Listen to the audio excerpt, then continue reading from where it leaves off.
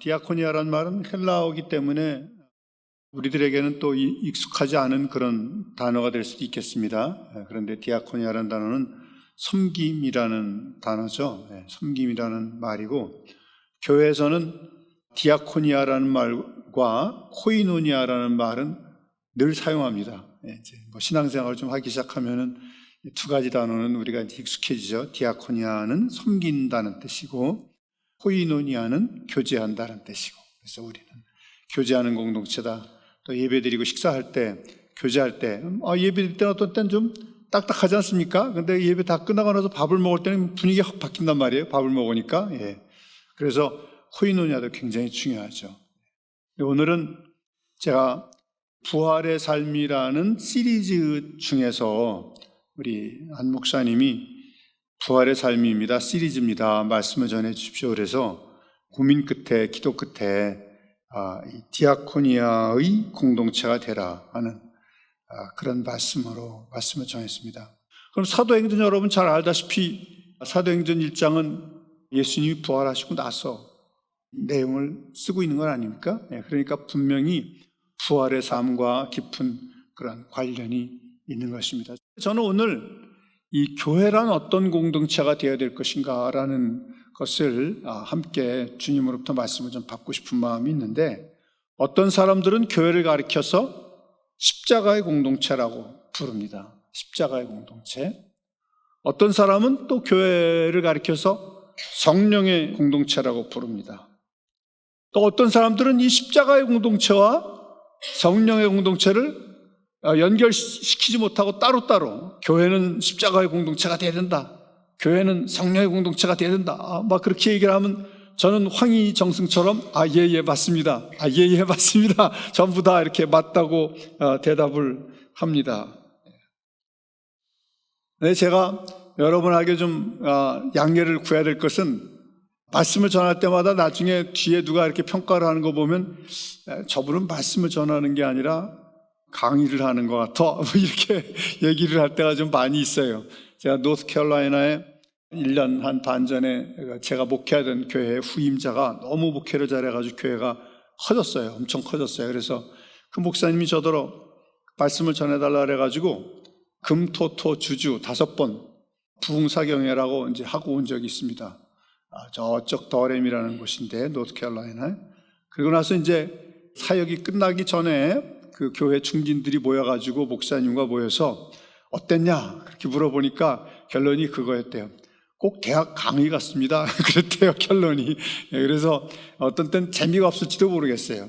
근데 저는 이 말씀이 우리 예수 사랑교회에 너무 중요한 말씀이다. 특별히 부활의 삶의 시리즈 중에서 사도행전 1장에 나오는데 자꾸 우리가 빼먹고 까먹고 이해하지 못하는 그런 중요한 말씀이라는 것을 여러분에게 제가 한번 강조를 하고 싶습니다. 부활의 삶, 부활의 삶. 이 사도행전은 따로 떨어져 나와 있는 그런 책이 아니에요. 아까 말씀드린 것처럼 사도행전과 누가복음은 사실상 한 책입니다. 한 책. 그래서 어떤 사람들은 이것을 가리켜서 뭐라고 말하면 one book with two volumes라고 그렇게 말을 해요. one book with two volumes. 상권과 하권이다. 그래서 사도행전을 이해하려면 누가복음을 이해해야 되고, 누가복음을 이해하려면 사도행전을 이해해야 돼요. 근데 어떤 사람들은 우리가 사도행전적 교회가 되기 위해서, 성령 충만한 교회가 되기 위해서 사도행전을 공부하자 그러면서 사도행전 1장부터 공부를 하는데, 그럼 마치 그 대장금 1편부터 마치 60편까지 있으면 31편부터 보자 그러는 거나 마찬가지예요. 사도행전을 이해하려면 누가복음을 봐야 되고, 누가복음을 이해하려면 사도행전을 봐야 돼요. 그리야 할 때 사도행전에서 주님께서 이 책을 통해서 우리에게 말씀하시는 것이 무엇인지를 이해를 하게 됩니다. 여러분이 교회에 오면은 십자가를 보게 됩니다. 옛날에 우리 안희숙 사모님이 저기 LA에 내려가면 베렌도 교회의 사모님이었죠. 돌아가시기 전에 저도 몇 번을 뵙게 돼가지고 얼마나 감사했는지 모르겠어요. 근데 안희숙 사모님 오래간만에 한국에 왔는데, 한국에 와가지고 비행기에서 아래로 내려다봤는데 그냥 아래가 빨간 십자가로 쫙 깔렸더래요. 그냥 깜짝 놀라가지고 너무너무 그 안희숙 사모님이 좋아하는 그런 간증을 한 것을 제가 들은 적이 있어요. 안희숙 사모님은 죽으면 죽으리라는 책을 쓰셨죠. 그렇게 멀리서 오래간만에 한국에 온 사람들이나 아니면 탈북자 같은 경우에 한국에 오면은 그냥 빨간 십자가 이렇게 달려있는 거 보고 너무 충격을 받는데요. 사실은 하나님께서 엄청난 복을 주신 거죠. 우리가 뭐 다른 여러 가지 부정적인 생각을 하기 이전에 멀리서 온 사람들, 처음으로 한국에 온 사람들은 그 십자가의 광경을 보고 너무나 충격을 받는다는 거예요. 교회는 십자가의 공동체입니다. 그래서 제가 이 말씀을 전하기 전에 다시 어저께 교회에 와가지고 우리 예수사랑 교회 사진을 찍었습니다. 십자가의 공동체. 교회는 십자가의 공동체인 것이 분명합니다. 그리고 동시에 또 교회는 성령의 공동체인 것이 분명해요. 그래서 성령의 공동체라는 것을 강조하기 위해서 어떤 교회 가면 비둘기를 많이 그리는 경우들이 많아요. 비둘기를 이렇게 그려가지고 보여주고, 또 혹은 모자이크 같은 데를 보면은 성령이 내려오신 상징으로 비둘기가 이렇게 보이는 경우들도 있어요. 분명히 교회는 성령의 공동체이고 또 십자가의 공동체입니다. 그런데 중요한 것은 순서가 있다는 것이에요. 사도행전 앞에 누가복음이 있고 누가복음 뒤에 사도행전이 있는 것처럼 중요한 것은 순서가 있다 이겁니다.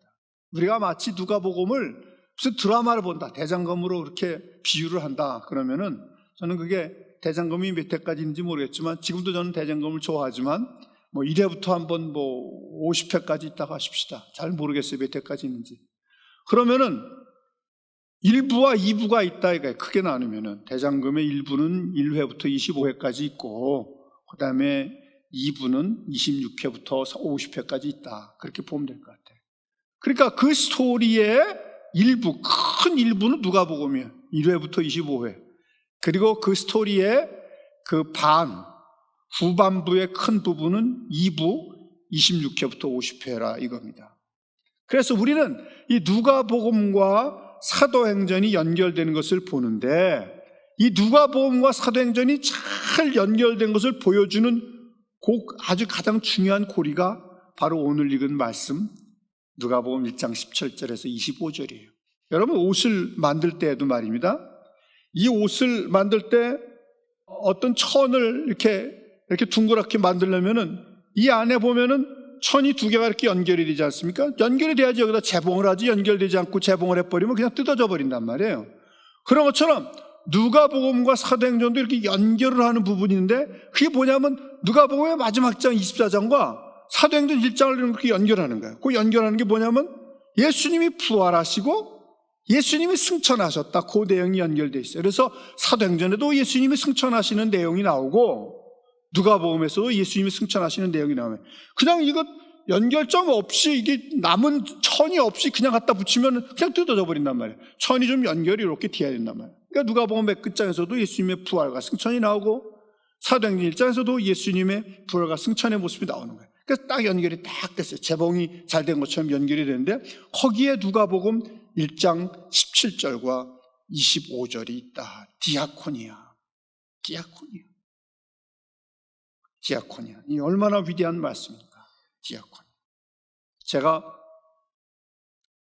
죄송한 말씀이지만 그냥 교수로서 제일 많이 가르친 과목이, 왜 제일 많이 가르친 과목이냐면 이것이 매우 중요하다고 생각해서 이것을 공부를 했고 이것을 가르쳐야 된다고 생각해서 계속 가르친 과목이 뭐냐면 약함으로부터의 선교라는 과목을 가르쳤어요. 여기 풀러 캠퍼스, 여기서 10분 가면은 풀러의 캠퍼스가 있는데 여기서 8번을 가르쳤습니다. 8년을 가르쳤다는 얘기죠. 8번을 가르치고, 그 다음에 태국 방콕에 가서 한 번 또 일주일을 또 가르쳤어요. 여기서 한 번 가르치면 10주 동안 가르치는데 한 3시간 정도. 그 다음에 태국에 가서는 집중교육으로 한 일주를 가르치고, 그 다음에 중국의 대련에 가서 또 일주를 한 번 가르쳤습니다. 10번이죠. 지지난주에 또 한 번 가르쳤어요. 약함 선교를. 그래서 11번 가르쳤습니다. 약함 선교를. 근데 많은 목사들이 많죠. 선교사님들이 많고 나이들도 많고.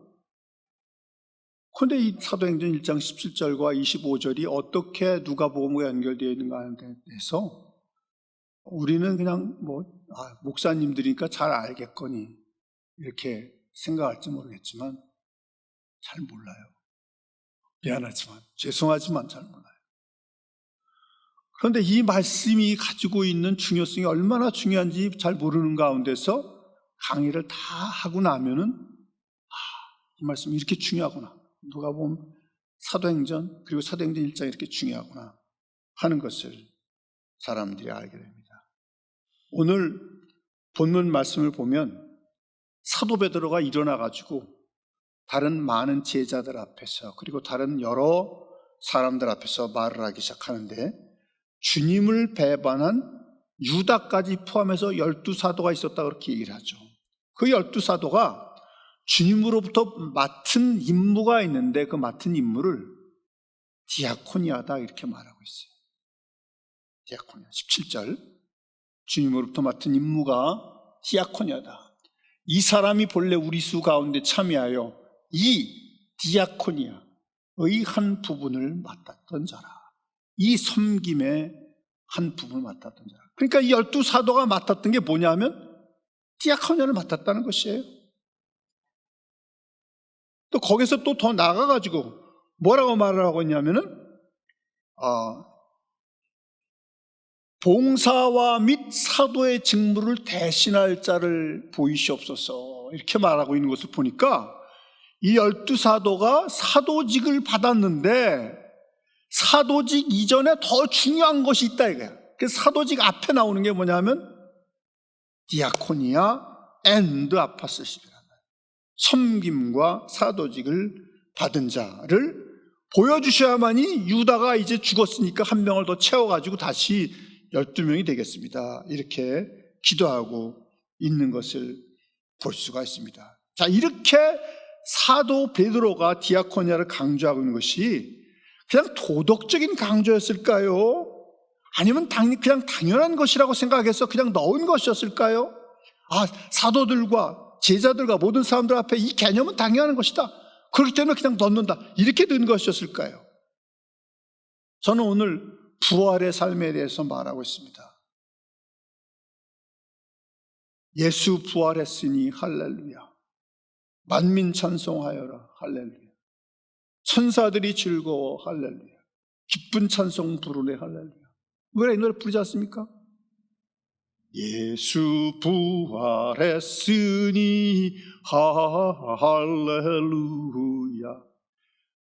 부활을 그렇게 우리가 기리면서 지금 부활절 이후에 계속해서 부활의 삶을 시리즈로 하고 있고 주님의 부활이 우리의 삶에서 너무나 중요하다고 그렇게 생각을 하고 있고 만민 찬송하여라 할렐루야 하면서 주님을 찬송하고 있는데 주님이 부활하시고 주님이 승천하신 이후에 베드로가 첫 번째 강조하고 있는 것이 디아코니아라는 것입니다.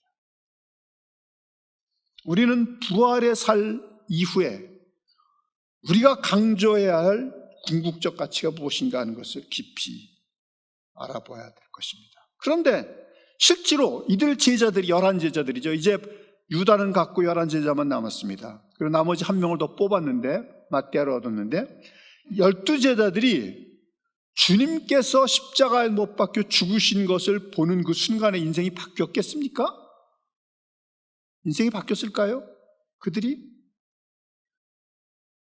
그들의 인생에 대한 태도가 바뀌었을까요? 부활하신 것을 보고 인생이 바뀌었을까요? 언제 그들은 바뀌었을까요? 주님의 지상 3년 반, 공생의 3년 반 동안에 12제자들은 주님께서 십자가를 지신다는 것에 대해서 잘 알지를 못했어요. 주님을 따라다녔지만 주님이 십자가를 지신다는 것에 대해서 개념이 잘 없었어요. 주님께서 죽으시겠다 했으니까 베드로가 막지 않았습니까? 주여 죽지 마소서. 그럴 수 없습니다. 그렇게 얘기했단 말이에요. 수사도가. 참혹한 십자가에 예수님이 달려 죽으신다는 것에 대해서 듣기는 했어요. 내가 죽어야 하리라. 사역의 후반기에 슬슬 주님이 말씀하시기 시작했어요. 내가 죽어야 될 것이다. 그러나 그 예수님이 십자가 못 박혀 죽으신다는 것에 대한 심각한 그 의미가 무엇인지 그들의 그 마음까지, 그들의 심장까지 내려오질 않았다는 겁니다. 예수님의 지상 공생의 기간 중에. 막상 주님께서 참혹하게 십자가에 못 박혀 죽으셨습니다. 우리가 십자가 얘기하지만 십자가를 한번 가만히 생각해 보세요. 얼마나 참혹한 죽음입니까? 주님이 참혹하게 죽으시는 것을 제자들이 보고 그 다음에 죽기만 한 것이 아니라 완전히 절명하시고 나서 무덤에 묻히시고 조용해졌단 말이에요. 토요일이 됐을 때 아무 일도 안 일어나고 조용해졌을 때 제자들은 혼란에 빠졌던 거예요. 도대체 무슨 일이 일어난 것인가? 우리가 따라다니던 하나님의 아들, 그처럼 많은 이적과 기사를 행하던 하나님의 아들 예수 그리스도께서 죽으시고 무덤에 묻히시고 조용히 계셨는데 도대체 무슨 일이 일어난 것인가? 그들은 혼란에 빠졌습니다. 그들은 무서움에 사로잡혔습니다. 그들은 도망갔습니다. 그들은 문을 짱구서 숨어 있었어요. 주님께서는 이와 같은 제자들이 이와 같이 무서워하고 두려워하며 주님의 죽으심이 무엇을 의미하는지 모를 것을 미리 아시고 제자들에게 누가복음 2장 22장에서 가르치기 시작한 겁니다. 거기 보면은 이런 말씀이 있습니다. 또 그들 사이에 그중 누가 크냐 하는 다툼이 난지라. 예수께서 이르시되 이방인의 임금들은 그들을 주관하며 그 집권자들은 은인이라 칭함을 받으나 너희는 그렇지 않을지니 너희 중에 큰 자는 젊은 자와 같고 다스리는 자는 섬기는 자와 같을지니라. 앉아서 먹는 자가 크냐 섬기는 자가 크냐? 앉아서 먹는 자가 아니냐? 그러나 나는 섬기는 자로 너희 중에 있노라. 너희는 나의 모든 시험 중에 항상 나와 함께 한 자들인즉 내 아버지께서 나라를 내게 맡기신 것 같이 나도 너에게 맡기오. 너희도 내 나라에 있어 내 상에서 먹고 마시며 또는 보좌에 앉아 이스라엘 12지파를 다스리게 하려 하노라. 또 그들 사이에 그중 누가 크냐 하는 다툼이 난지라. 예수님은 지금 죽으시겠다는데 오늘 성찬을 떼었는데 예수님께서 첫 번째 성찬을 뗀 거 아닙니까? 마지막 죽으시기 전날 밤에 성찬을 떼서 내가 이와 같이 주가 될 것이다. 떡을 찢을 때 내 몸이 이와 같이 찢어질 것이다. 포도주를 마실 때 내가 이렇게 너희를 위해 피를 흘릴 것이다. 죽음에 대해서 주님은 말씀하시는데 제자들은 그중 누가 크냐 하는 다툼이 났단 말이에요. 내가 크냐? 네가 크냐? 이 말씀은 제자들이 그냥 싸웠다는 말이 아니고 이 성경을 통해서 주님께서 우리에게 말씀하시는 것은 그들은 근본적으로 하나님의 나라에서는 어떻게 살아야 하는가에 대해서 전혀 알지 못했다는 거예요. 그들은 세상의 법은 알고 있었어요. 그러나 하나님의 나라의 법은 알지 못했다 이거예요. 하나님의 나라의 법 중에서 제1법칙인 그리고 하나님의 나라의 법 중에서 마지막 법칙인 섬김에 대해서 알지 못하고 있었다는 거예요. 그들은 알지 못하고 있었다는 것입니다. 25절에 보니까 예수님이 그래서 말씀을 하십니다. 예수께서 이르시되 이방인의 임금들은 그들을 주관하며 그 집권자들은 은인이라 칭함을 받으나 너희는 그렇지 않을지니 너희 중에 큰 자는 젊은 자와 같고 다스리는 자는 디아코노온 섬기는 자와 같을지니라. 젊은 자가 뭡니까? 젊은 자라는 말은 구조화된 집단 속에서 가장 나중에 들어온 자, 마치 회사로 말하면 신입사원, 학교로 말하면 1학년 신입생. 너희 중에서 큰 자는 젊은 자와 같이 되라. 가장 처음 들어온 사람 같이 되라. 그리고 반드시 다스리는 자는 디아코노, 섬기는 자가 되어야 된다. 이것이 바로 하나님의 나라의 원칙이었습니다. 그러나 당시의 제자들이 그것을 알았겠습니까? 그래서 주님께서 자기 자신이 디아코는 섬기는 자라는 것을 알려주기 위해서 27절에 보니까 앉아서 먹는 자가 크냐 섬기는 자가 크냐 앉아서 먹는 자가 아니냐 그러나 나는 디아코는 섬기는 자로 너희 중에 있노라 그렇게 말씀을 했어요. 27절이죠. 섬기는 자로 너희 중에 있노라.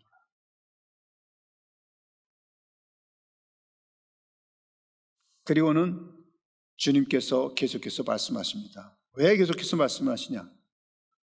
제자들이 비록 깨닫지는 못했지만은, 지금 깨닫지 못하고 있어요, 제자들은.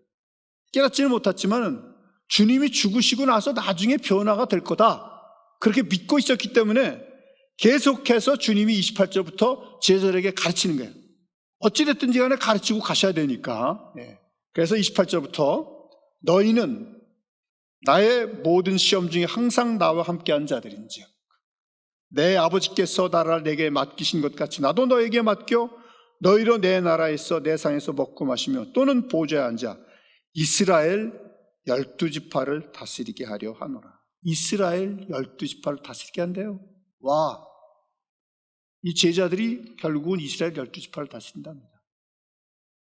이건 보통 말씀이 아니죠. 지금 현재 대제사장도 있고 제사장도 있고 뭐 종교 지도자들이 득실득실한데 주님은 그 사람들을 다 부인해버려요. 와! 그리고는 갈릴리에서 주님이 직접 선택하신 그 어부 출신들을 이스라엘의 12지파를 다스리게 하겠다. 이건 충격적인 말씀이에요. 시몬아 시몬아 보라, 사탄이 너희를 밀가부로 타려고 요구하였으나 그러나 내가 너를 위하여 네 믿음이 떨어지지 않기를 기도하였느니 너는 돌이킨 후에 네 형제를 굳게 하라. 그가 말하되 주여 내가 주와 함께 오게도 죽는데도 가기를 각오하였나이다. 이르시되 베드로야 내가 네게 말하니 오늘 닭 울기 전에 내가 3번 나를 모른다고 부인하리라 하시니라. 여전히 주님의 제자들은 주님이 가시는 길을 알지 못했습니다. 그러나 그럼에도 불구하고 주님께서는 이 12명의 제자들이, 정확하게 말하면 11명의 제자죠. 이 11명의 제자들이 종국에는 섬기는 사람들의 대표자가 될 것이다.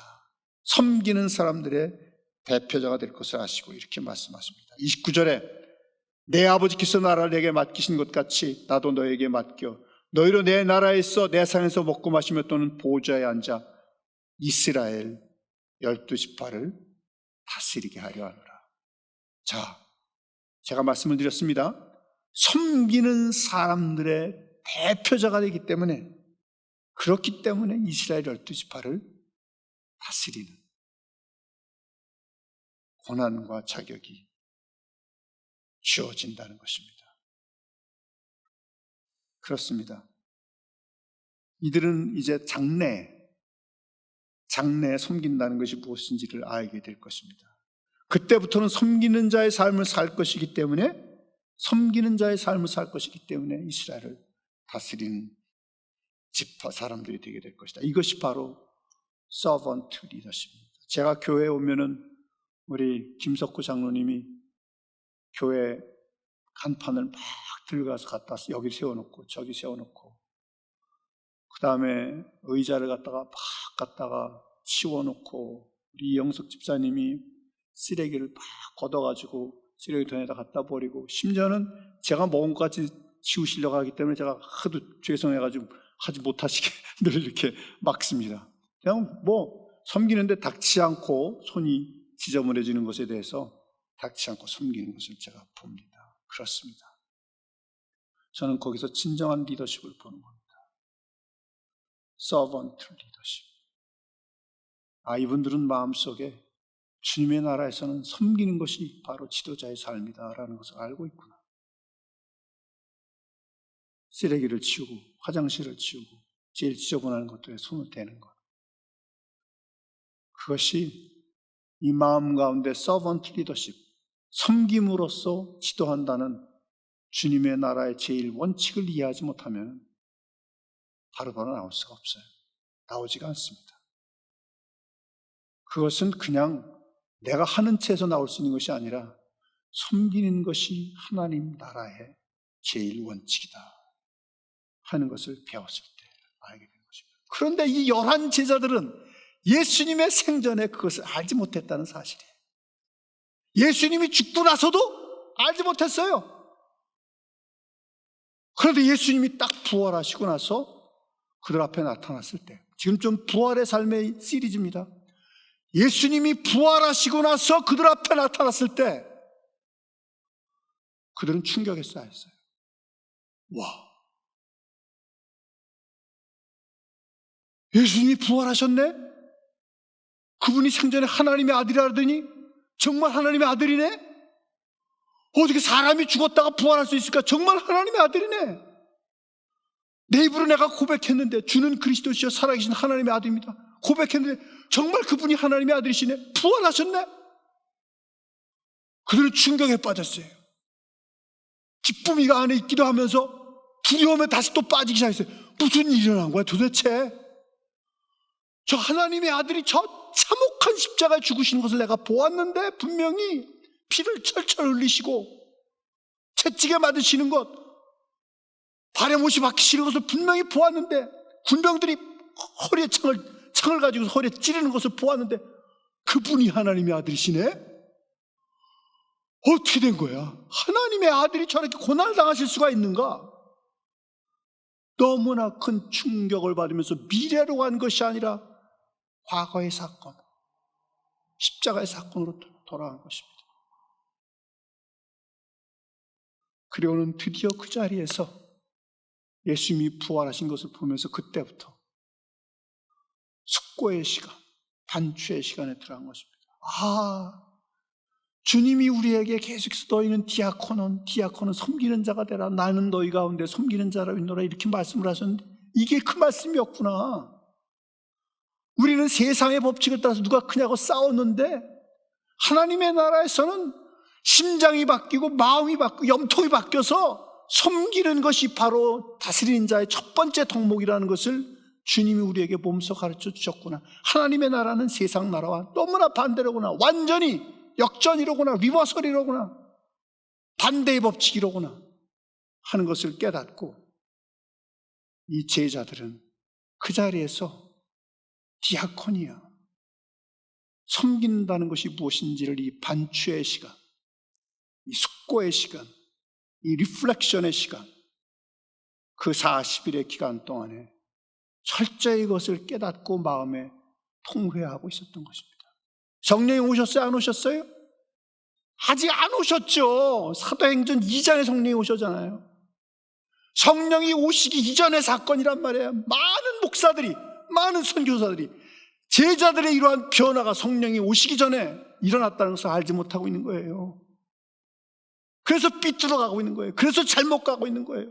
성령이 오시고 나서 일어난 사건이 아니라 성령이 오시기 전에 제자들이 그 과거의 사건, 예수님 십자가에 못 박혀 죽으신 사건을 보면서 그들의 삶이 바뀐 거예요. 그리고 이제부터는 우리는 주님을 따르는 종의 삶을 살아야 되겠다 하고 이미 바뀐 것입니다. 이것이 바로 사도행전 1장입니다.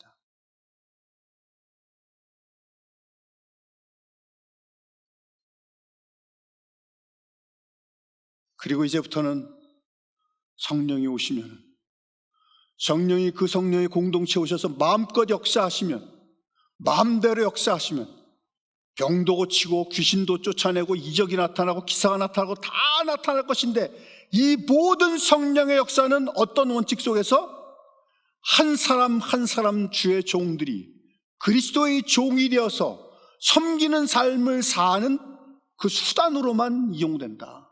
섬기는 공동체의 삶으로서만 그것이 드러난다는 것을 철저히 알고 있었기 때문에 그들은 싸우지 않고, 그들은 인간적인 야망을 품지 않고 주님을 따라갈 수 있었던 것입니다. 그것이 바로 성령의 공동체, 그것이 바로 십자가의 공동체인 것입니다. 주님의 교회는 성령의 공동체요, 주님의 교회는 십자가의 공동체입니다. 두 개 중 어느 하나도 우리는 버릴 수가 없는 것입니다. 우리는 성령께서 마음껏 역사하시도록 하되, 주님을 따르는 공동체이기 때문에 성령이 마음껏 역사하실 때 우리는 종의 삶을 살기 위해서 더욱더 자신을 낮추어야 하는 것입니다. 이것이 바로 영적인 성숙입니다. 사랑하는 여러분, 저는 우리 예수사랑교회가 더 커지기 전에 기본을 먼저 계속해서 닦기를 바랍니다. 교회가 빨리 커진다고 해서 좋은 건 아니에요. 어떤 교회들은 너무 커져가지고 나중에 그냥 터져버리고 망해버리는 교회들도 많이 있어요. 그것은 성령의 공동체가 십자가의 공동체의 그 기반 위에 세워지는 것이라는 것을 알지 못하기 때문에 그런 것입니다. 그래서 저는 이 예수 사랑교회가 서번트 리더들, 종 지도자들을 많이 일으키는 그런 교회가 되기를 바랍니다. 지금 교회 교인 수가 작다고 실망할 필요가 하나도 없습니다. 우리가 파운데이션을 잘 세워서 전심을 다해서 주의 종들이 섬기고 우리 장로님들, 우리 집사님들이 전심전력을 다해서 모범을 보이고 섬길 때 주님께서는 때에 따라서 사람들을 보내주시고 새신자들을 보내주시고 구원받게 해주시고 그런 가운데 서로 섬김으로써 우리 교회는 섬기는 공동체, 우리는 기반을 분명하게 잡았어. 우리 교회는 성령의 공동체, 주님을 사랑하기 때문에 성령을 따라갈 거야. 주님을 사랑하기 때문에 성령을 따라갈 거야. 그런 공동체가 되게 될 것입니다. 그래서 우리는 교회가 빨리 성장하는 것을 구하기보다는 주님을 더 사랑하는 것을 구하고 주님을 사랑하기 때문에 서로 섬기며 종의 삶을 사는 그런 공동체가 되어야 될 것입니다. 사랑하는 여러분, 부활의 삶. 부활의 삶은 사도행전 1장부터 시작됩니다. 그리고 나서 사도행전 2장에 성령이 임하시는 것입니다. 오늘도 따뜻하게 어떻게 하면 섬길 것인가, 어떻게 하면 종의 삶을 살 것인가, 전심을 다 기울여서 앞으로 나아가므로 예수 사랑교회가 1년 후에, 2년 후에, 3년 후에는 정말로 주님이 사랑하시는 교회, 주님이 기뻐하시는 교회, 주님이 복을 주시는 교회, 주님께서 사용하셔서 많은 주의 종들이 배출되는 교회, 서번트 리더들이 배출되는 교회, 그런 교회가 되기를 예수의 이름으로 축원합니다. 기도하겠습니다.